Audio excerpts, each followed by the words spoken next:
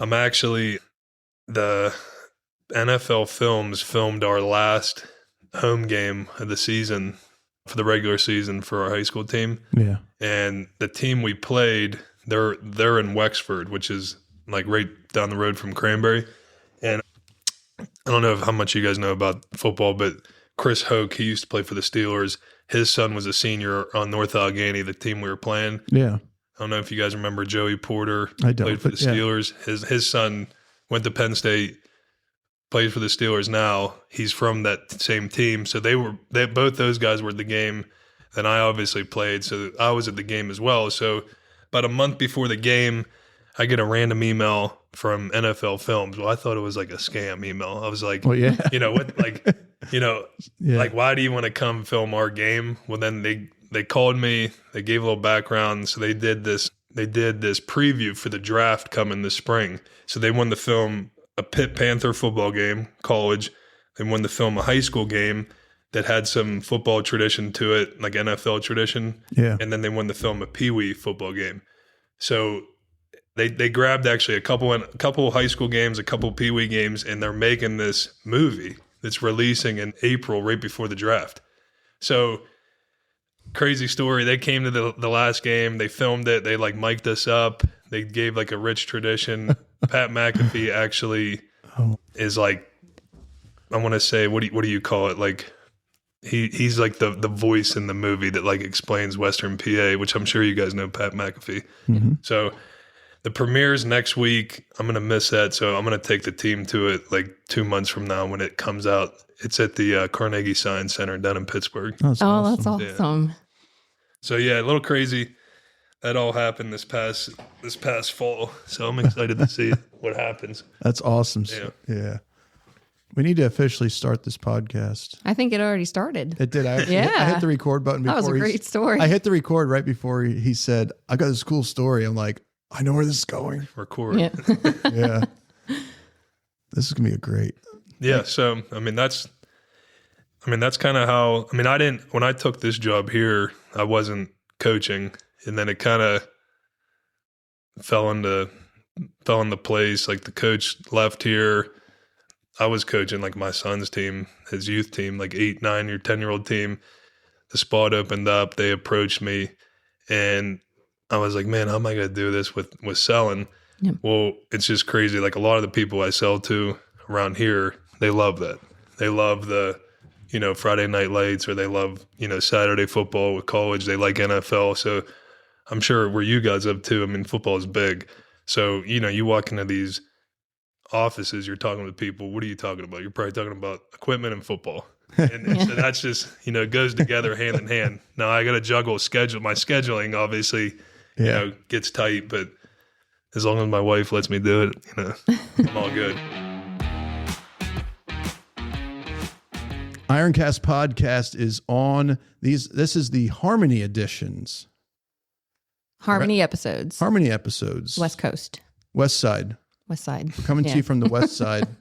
We normally it's not the coast. We're normally in the IronCast studio in Lebanon. Yeah, Central Eastern. Yep. And today, just stubbed my toe. That sounded like it hurt. I have steel toes. Welcome, Don Barclay, to the IronCast. Appreciate you guys having me on. Thank you. Yeah. You happen to walk by where we're recording here, and you're like, hey, what are you doing here? And you just walked in here and put headphones on like you knew what Yes, you're this doing. is very on the fly. It is. Not prepared at all. We don't need to be, because Don is always prepared from what I hear. So. I try to be. I don't know if I am. I just act like it. Don's got a great story here to tell us, but let's dive in. What do you do here for GT&E? So I'm on the sales team here. I've been doing this for 3.5 years. I love it. I mean, it's my life now. I feel like I've grown a lot of relationships over the past 3.5 years.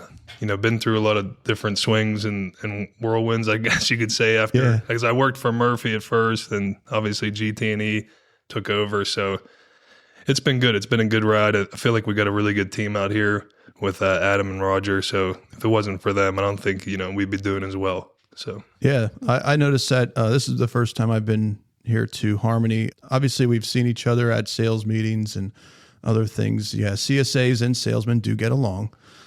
Yeah, it's like a dynamic We need duo. each other. Yeah, it's a mutual thing. But I wasn't there a professional football player also named Don Barclay? I think so. Maybe. I know when I think I didn't. he's a little rough around the edges. I don't know. Yeah, that guy. I think he's I like, wonder what happened to him. I don't know. Maybe He had a short career. I don't know. Tried hanging on as long as possible. But no, you are the Don Barclay. Now, I came from Plaster, you came from Murphy, and when the acquisition happened and like we were all like, Yeah. this is all That was all the talk. All the talk. All I we were all heard, like, all the talk about, did you know the sales rep out west played for the NFL? I'm like, no, I didn't know. yeah. Yeah, so we were all It's Googling you. Yeah. You were Googled a lot in the company You're computers. Googled a lot of you guys too. I'm not Yeah. gonna lie. Who am I working with? Who do I got to call Yeah. and see? Yeah. Yeah. But it was good. I mean, I love it now. I mean, it's a good place to work, good environment. Like I said, Adam and Roger keep it super competitive. That's all I know from football. So just kind of You fit right leave in. one thing and you go right to the other. It's awesome.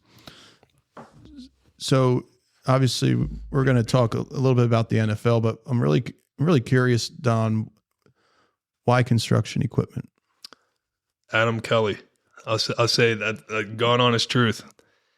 And Adam is the regional Regional sales sales manager. manager here. Yep. He was that position too when it was Murphy. Okay. Adam went to high school with my brother, who they were good friends. They were 1 year apart. They both went to Slippery Rock together. They didn't go like with each other, but they were there at the same time. So they hunted in their free time. I left the NFL. Well, I was forced to leave. I guess I tried hanging on as long as possible, 7 years. And then we moved back here. I'm from here. And he approached me one day and was like, dude, I think you'd be awesome at this. I think you'd kill it. Have you ever thought about it? And I was like, no. I'm like, but I'm all ears. Like, let me know, what it's like. And he hired me. And from there, it's been great. Wow. And what have you noticed with John Deere? I mean, there's everybody and their brothers selling equipment out here. And, we have all the different color yellows and oranges. And what did you notice and what drew you to John Deere? I'll be honest, growing up, I knew nothing about this industry as far as, who's a leader, like who's the leader in the industry, what's kind of the footprint for all these different competitors out here. However, I did live in West Virginia for about 8 years. So down there, about 2 exits down from me was John Leslie. So I was always around John Deere a lot and Leslie Equipment. And then, Cleveland Brothers has a stance down there as well. So I would see those two often when I was in college. And then when I was in the NFL, I lived in Morgantown to work out. So that was around me a lot. So I knew John Deere and Caterpillar definitely had big footprints out this way. And then when we actually moved back to Cranberry, I saw it even more. So I knew those two kind of go head to head around here. I feel like, everyone else kind of battles back and forth. And then obviously Adam being here, it was someone that I knew. I'm not going to lie. When I was actually talking with Adam about 3 months before that, Cleveland Brothers did approach me I knew a guy there at Cleveland Brothers, and it kind of gave me the whole spiel that Adam gave me, like, hey, you should look into doing this. You'd kill it. Wow. And I was like, oh, okay. Like, I'm all ears again. And I had a little interview with their sales manager. And he was like, yeah, I don't have a spot for you right now. It's not good timing. So I just went on to working out again for football, trying to think I'd hang on. And then that's when Adam called me about 3 months later, and then it all worked out here.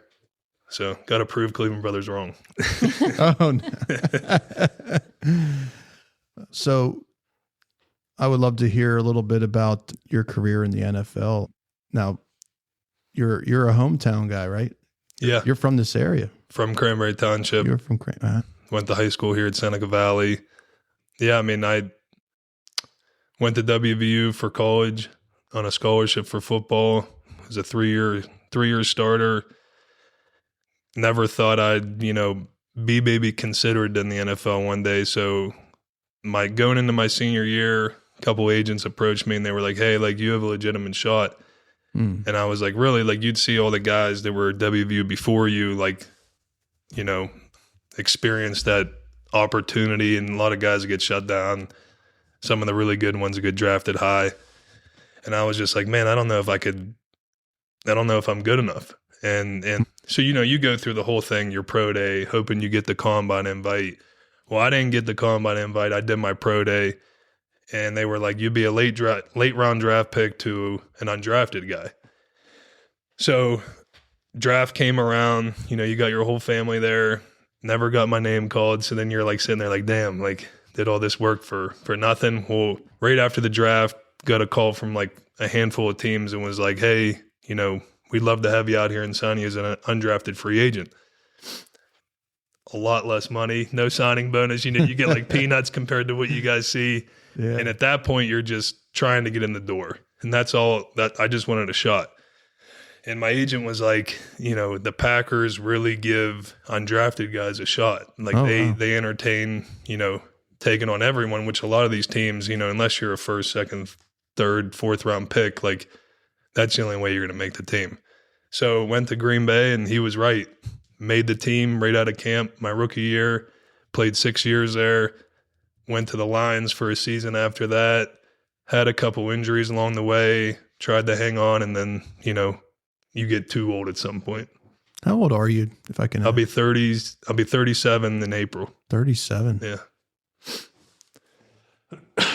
So at about 30, 31, 32 in that industry, they're like, yeah, what do your knees look like? They don't look too stable anymore versus, Hop on the cold slab. Let's check those knees. Yeah. Yeah. Wow. What did it feel like when you finally got in? What was the emotions? To be honest with you, it's like, I don't even remember, because like I was like, you're so worried about doing your job until everything completely stops. Then you kind of look back and you're like, wow, like, you had to fight so hard to do this. And when that was going on, you're getting ready for the week one. You can't even stop and smell the roses. Wow. Yeah, everything's going too fast. Like a rock star. Yeah, yeah. Season seems really long, but it's like 17 weeks. That's all it is. And then it's over. Unless you make the playoffs. Right.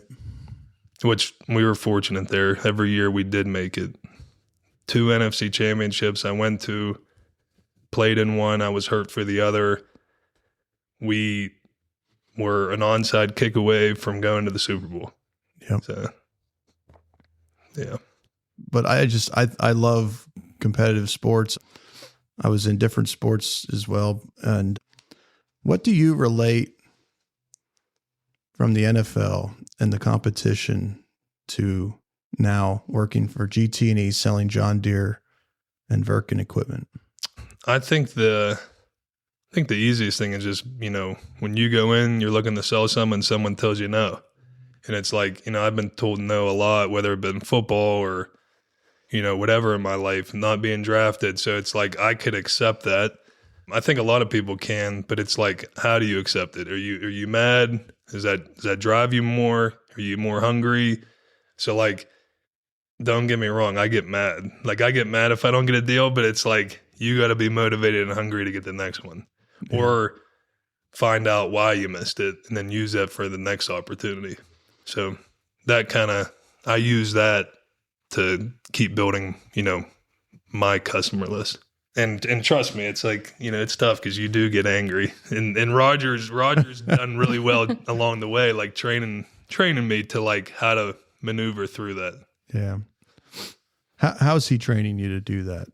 Oh, I mean, I'm not gonna lie, he's been super good to me. I mean, he has so many years in this business where he's had, a lot of success, yeah. But he's failed a lot too. So he gives me so much feedback every now and then, or how to attack certain things. Always preps me along the way too, whether it's an event meeting, whether it's, a company meeting, whether it's, CAWP event, whatever it is. And just, he does such a good job. He's been there 30 times. This is my third or fourth year. He does a good job with everyone. Adam knows the industry really well too. So he knows what to say at the right time as well. Rejection as a salesman is one of the hardest things that I've had to go through, especially when there's a really close relationship. Let's talk about some of your customers, and we don't have to name them specifically, but just in general, it's not easy taking rejection. Mm-hmm. How has building the relationships over the last 3 some years now with your customer base? Let's talk about that.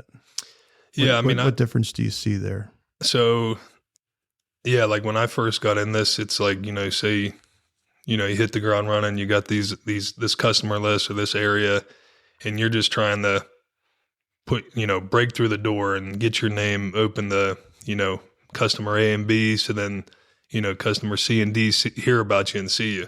So when I think I've always heard it always takes a year to get like into a territory, into a customer list. And it's like, that is very true. Yeah. I had a couple lucky ones come my way in maybe the first 6 months, but they were more so, it wasn't because of me. It was more maybe the brand or, the right opportunity of the equipment being X amount of hours and X amount of price. So, you think you're doing good, but you're building a customer base and building the trust. And so, like you've said, the hardest thing is when you do build the trust, you do build the relationship, and then they tell you no on a couple of things. And what I've learned is like, go back and ask them like, where did I go wrong, or what do I got to do better? And it should never be about price. It should be always about everything else, is what I've learned. Because number one, John Deere isn't a bad product. It's more expensive for a reason. And so, it's what we offer that, we have to make up for.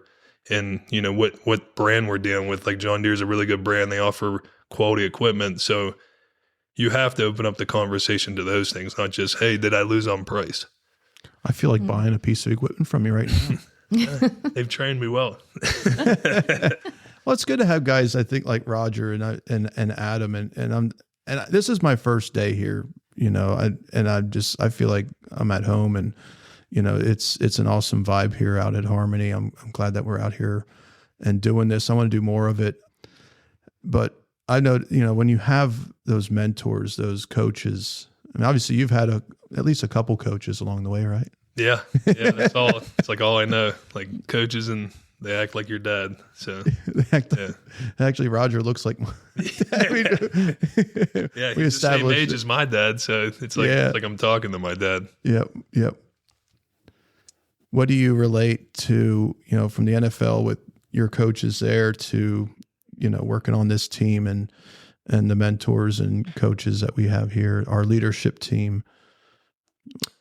I mean, I think I've always been trained to take feedback, to be able to be coached. So I think that's something coming into an industry that I'm not familiar with, or I wasn't when I first started. I'm able to be told like what to do. Like that's all I've been told basically my whole life. Like played football my whole life. I got coached up. You take their coaching and you apply it. So it's like when I stepped in this industry, Adam was coaching me a lot first, and now it's Adam and Roger, and they got my feet wet and told me how to do this, and then I got to hit the ground running and do it. So I think being able to be coached is huge. Yeah. What was it like? When you got hired, they give you the laptop, they give you the phone. They got this phone that's, customers are going to start calling, and then you get get your truck and you go out there. What was it like the first day? So I actually had a territory down south. When I say down south, I mean Westmoreland County, Fayette,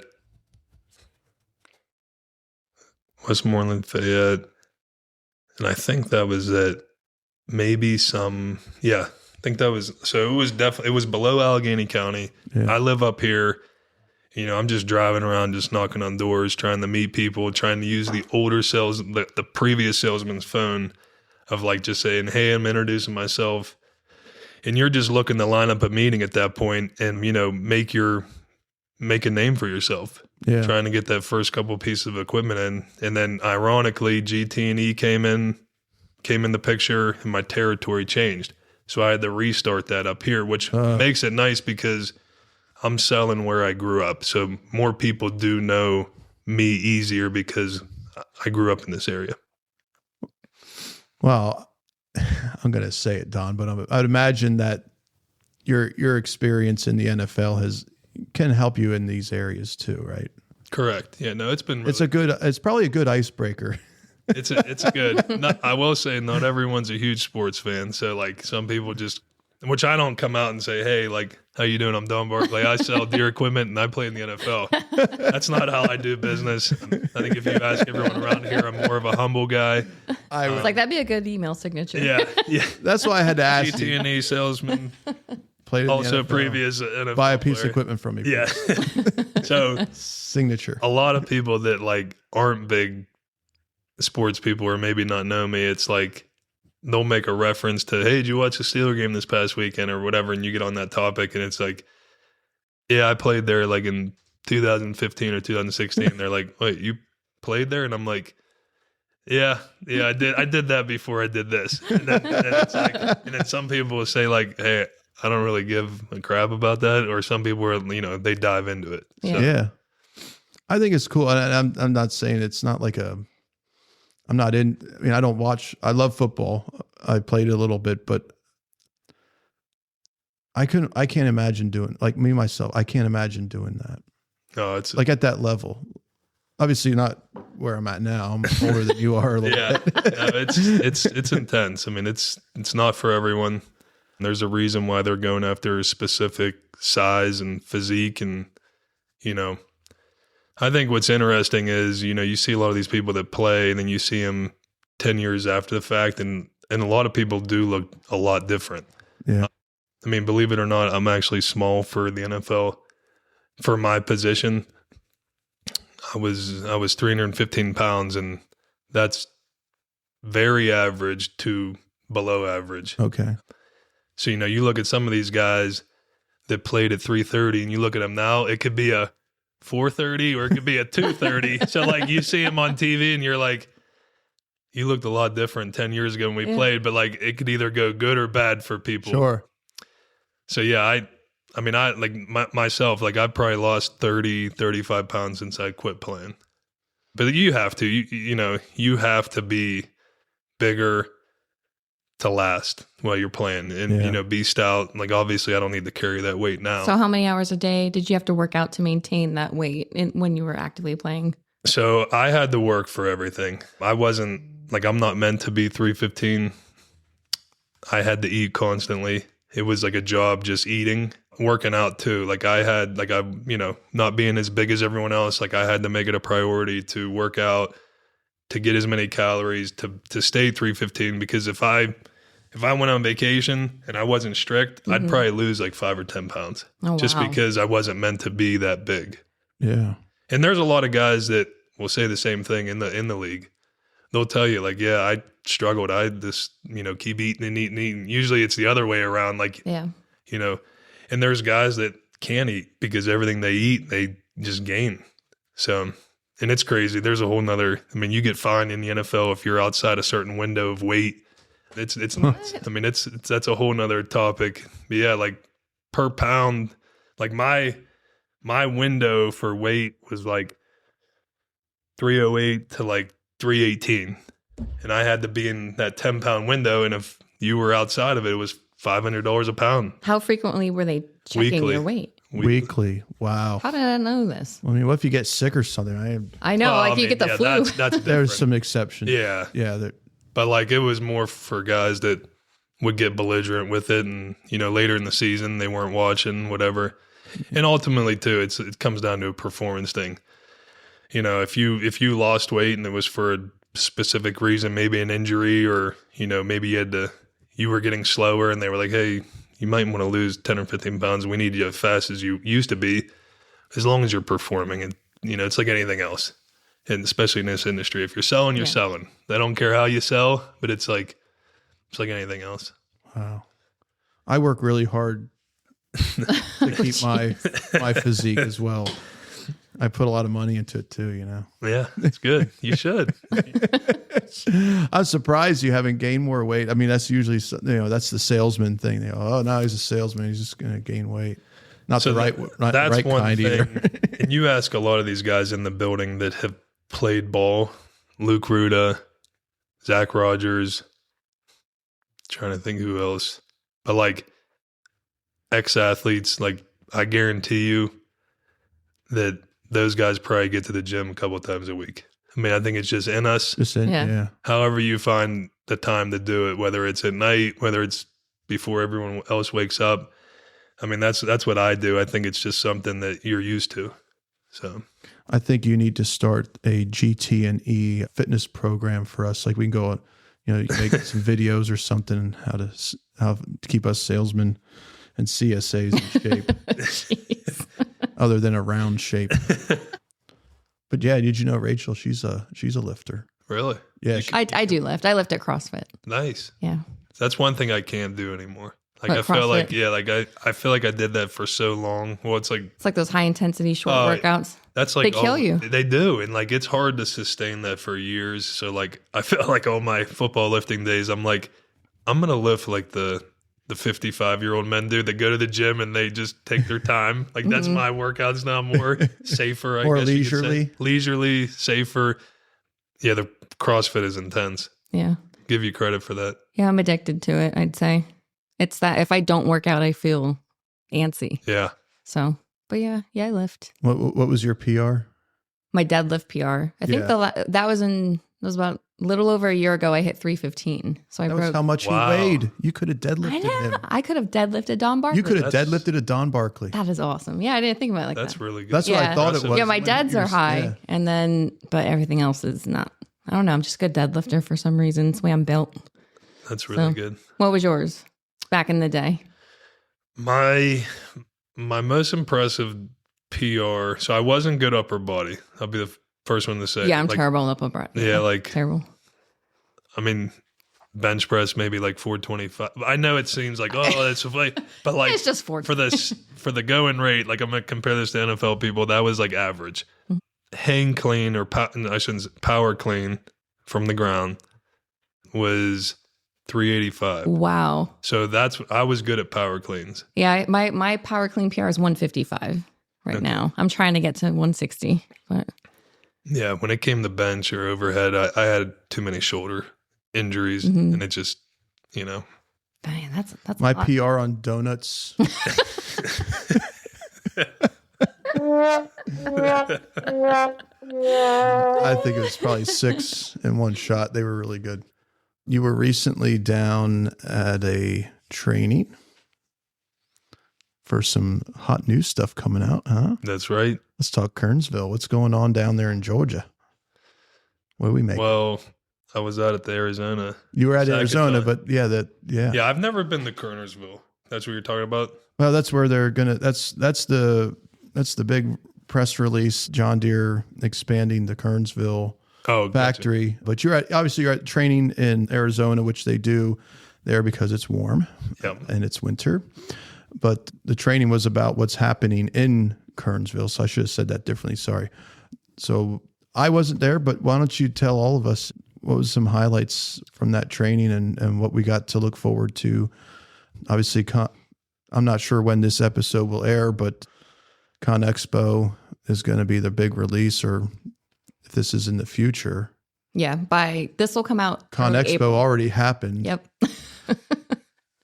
I just went cross-eyed. Yeah, so you can. Yes. Gotcha. You can talk about it. It's safe to talk about. It's safe to talk about. Yeah, because by that time it's already it'll be been out. released. In the future, it's already been released. Yeah. I was thinking of a dad joke right now. Something about time traveler. You're thinking pretty hard. Yeah, time travel. Time traveler walked into a bar. No, that's not. Onto the equipment. Yeah, let's just stick to the equipment and no Yeah. dad jokes. So at Arizona, I mean, we did all excavator training because that's the new topic coming out of, this year for Yeah. deer. The new 210P, 230P, 260P, 145. I forgot to start with that. 145. You don't have to put them in order. It's okay. Yeah, so I mean, a lot of redesigns to the cab. We're getting away from the Hitachi built excavator now. Oh, yeah. Deer design. Yep. The umbilical cord was cut off. Yes. So that's one of the biggest things, and it's refreshing to see that we could call it our product. How are we able to call it our product? Well, we got Deere engines in them. Except for a couple models. There's a few. Yeah. We're working through the that. reduced tail. Yeah. Yeah. But yeah, so all these ones that they'll have the nice tablet looking screen in these newer ones now. Oh yeah. Deere engines. A lot of new integrated features with like I said, the modem inside or the tablet looking thing. Just makes it really, really easily to maneuver around for these operators. I know a lot of these customers or our customers, it's hard to find quality people like they used to have that really, lasted in the industry. It may be one or two, they might have worked for one or two people their whole career. These guys are changing employers every couple years, I feel like. So it's hard to rely on guys. Well, they're making these machines so it's user friendly. A guy that maybe hasn't been a seasoned operator could hop in, press a button to change of attachment, and boom, they learn on the fly pretty easily. So they're making these machines pretty dummy proof. And, Deere's making a good product. I know that everyone could be like, oh, well, maybe this person did it or that person, but there's a lot of things that Deere does offer that they don't do, which, Con Expo, I'm sure will show everyone. Or has already shown. Has already showed.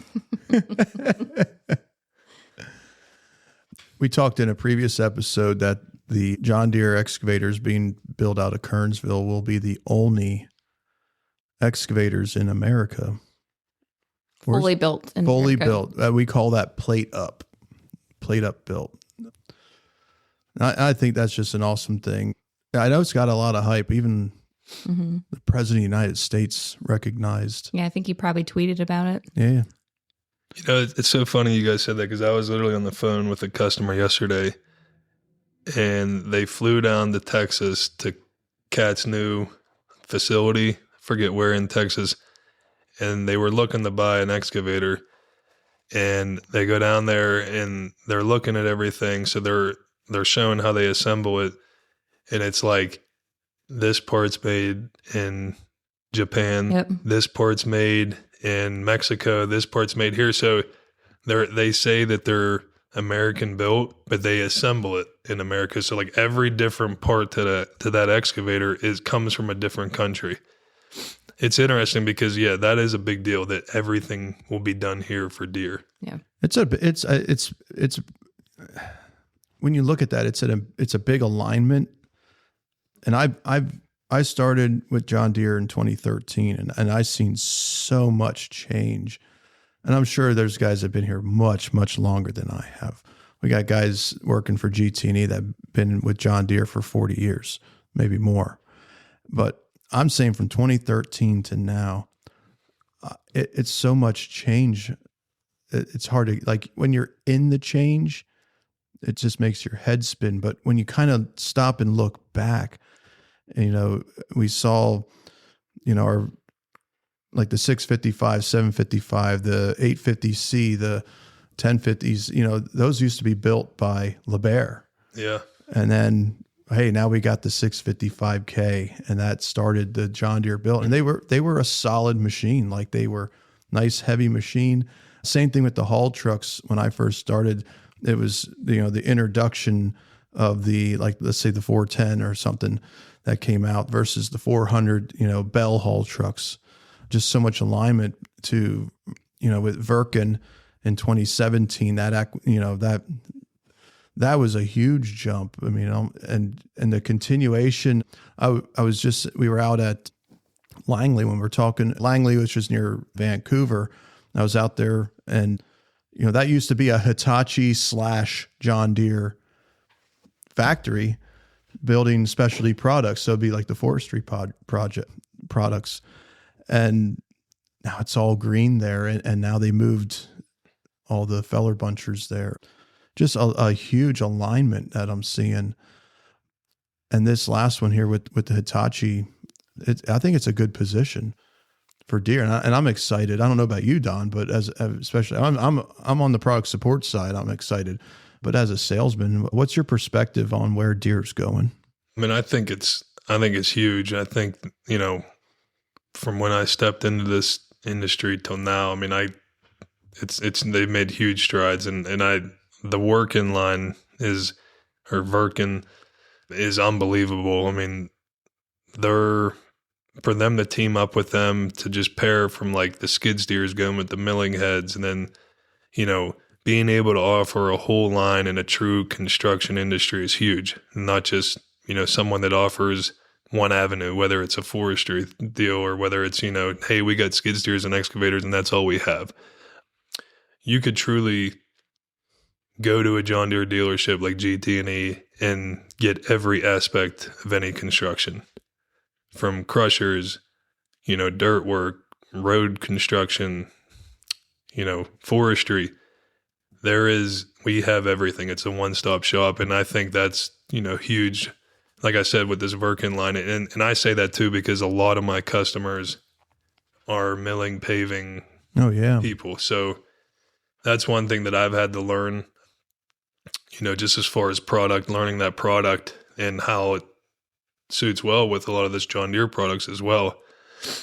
So it's really interesting. You know, I continue to grow. I think both lines are very superior in the market. So it's nice to work for a company that has both. So, Don, what is your favorite piece of John Deere equipment and why? So it might sound boring, but it's a 350 excavator. And the reason why it was my very first sale when I was with Murphy. And I feel like I think that product speaks to a large variety of my customers as well. So I tended to get more comfortable with it and speak about it. Yeah. You know, I think everyone could easily sit here and be like, oh, the 850 dozer, the 1050, which I've sold some of those as well. But like, I don't know what it is. 350s, I've sold them with hammers, you know, with different attachments on them and everything. Every time I feel like I sell another one, it's like it's a different application, but it's, you know, serves its purpose. If I had to name one other thing, it would be a W210 milling machine. Oh yeah. So I don't know. I'm really fascinated with those. Yeah. See, I'm more into the crushers, and like an MR110 or MR130. That thing's just a beast, and it's just tearing up rocks, just smashing them against a piece of steel. To me, there's something satisfying about taking these big rocks and then they come out and just out the other side, nice and small. I think it's fascinating too with the milling, just how many people in line have a duty to that job. It's like one truck goes down and it's like the whole operation goes to shit. Yeah. Mm-hmm. But it's like, you know, everyone's working, that one truck's done, boop, you know, the next one comes up. And everyone, it's honestly like, you know, whatever, what do you call it? It's like music, or it's like a play. Like everyone has to be in line. It's a symphony. Mm-hmm. Yes. There you go. That's what I was looking for. It's a symphony, an orchestra or something. Yeah. Well, Don, I appreciate your time today. I know you are a busy sales guy. I did have just a few things. We're going to wrap up here, but there's some things I've been dying to ask you ever since I Googled you. When the acquisition with Murphy happened, and everybody was like, oh, did you hear that Don Barclay? I'm like, because I was the guy that was like if I just met you on the street, I know you would talk to me the same way, whether I knew you or not, because you are a humble dude. And that's how you know you're humble, is because other people tell you, right? The moment you say you're humble, you just lost it. But how many people like come up to you and be like, "Hey, can I arm wrestle you?" Because I totally wanted to do that today. When we Yeah. like, I mean, "Hey, can I every arm now wrestle and you?" then- Just to say like I arm wrestled Don Barclay. Every now and then you get that. And then you got to humble that guy. Then you got to humble him. Like, you don't even know how I can destroy you. What's it like, people that do recognize you? I mean, how often do you get, like, I'm just going to say, the cliche walking down the street, how many times people, "Oh, I got your picture." Did anybody ever do that? I mean, you are in a small, you're back to the. No, I mean, honestly, it's frequently. Is it? I think that, and when I say frequently, I mean, with work, I only deal with like 30 to 35 customers. So by now it doesn't come in there. Like I don't have a territory anymore. So, the 30 to 35 people that I'm assigned to know who I am now. Yeah. But like around the area, coaching football, going to my kids' games, like, yeah, it always happens. And it happens more because I'm involved with the community a lot, from working, coaching, kids growing up. So you get a lot of that. And honestly, it's no different than like Green Bay. Green Bay is a small town. There's 100,000 people there in the whole place. So like everywhere you walked, people, heads were turning. And it wasn't so much, me. It was like if you were with Aaron Rodgers, like that's who I felt bad for. Because like he's in a small town. Everyone knows who he is. Yep. And as soon as you don't answer the one person, you're considered an asshole. So like that's where it's tough. So you got to be on that all the time, right? Yeah, I mean you have to. You get used to it. Yeah. Yeah. Yeah. Dang, my elbow just cracked. Did you hear that? That was loud. Yeah, I just thought you slapped your leg or something. Yeah, but it's just part of it. You got to use it to your benefit. That's why I'm involved with the community. I think that's incredible. It's almost like we can write a movie or, have a movie about you coming back to the community, selling John Deere equipment, America. And I will say this too. What really was refreshing to hear, which I don't know how many people did know that I coached, but I know the two guys that I report to out here, Adam and Roger, knew that I did it. And, it's like anything else. As long as you're performing and you're doing that, show them you could do it. And then one day Jeff Oldham was walking through here and he was like, "Hey," he's like, "How's it going?" And I was like, "Oh, it's going good, sales and everything." He's like, "No, the coaching." And I was like, it's good. And he goes, and it was good to hear him say, he's like, I think everyone has a duty in serving their community at some aspect. Oh my goodness. Yeah. Yeah. So he was like, I'm happy to see you doing that. And I told Jeff too, I was like, I don't want to say that this is why I'm getting all the sales, but I do think it has a big impact on what I do here. I mean, I think people see that, at the end of the day, you're coaching, you're helping, you're serving people in the community. So it's, you're helping another kid out. So I think that it does go a long way. It's another topic of conversation when you're there with a customer, and to hear Jeff say that did mean a lot to me. Yeah. I could see him saying that. Him definitely being curious on how that's going. Yeah, for sure. Yeah, it was good. I appreciated that. Yeah. Don, thanks so much for being on the IronCast. Appreciate you guys having me. It was an honor. We it was fun. Kind of threw the headphones on and sat down and it's like, let's do this. And I'm like, all right, here we go. Yeah. But I appreciate all you do here out at Harmony in the community. Rachel, anything you got? Any closing thoughts? Any questions that you have? I'm ready to see you two arm wrestle for the final photo. Should we do that? I don't know if you heard my elbow crack. I think that was my save. I'm out of it. He's going to beat me. I just wasn't feeling it that day. I can't tell you. It would make for a great marketing photo. All right, I'll arm wrestle. I haven't arm wrestle. I'll probably hurt something. But. All right. So when this airs in a couple months from now, and if Jason's in a cast, we know why. Why. Okay. That's why. All right. Yeah. Prep the audience for it. I'll just say it was from ConExpo because Yeah. then we can't talk. Okay. We got good insurance, right? I mean, I think you ask so. Kathy if I'm gonna be fine. Can you read that sticker that I gave you for? Yeah, I thought no one's gonna get hurt. Now you're trying to make me hurt you. I was a guest and nobody got hurt. That's wrong. On that note, thanks again, Don. Thanks, Don. IronCast is out.